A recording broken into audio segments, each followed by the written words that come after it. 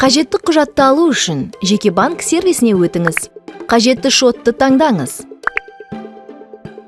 Ақпарат қосымша бетіне өтіңіз. Анықтамалар деп басыңыз.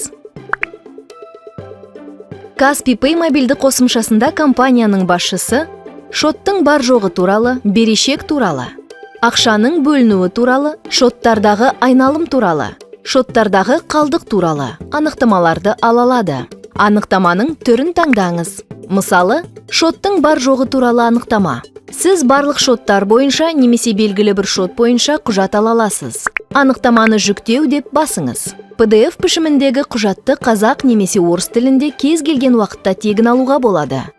Ол Қазақстан заңнамасының талаптарына сәйкес келеді және заңды күші бар. Оның түп нұсқалығын тексеру үшін QR-кодты сканерлеу жеткілікті.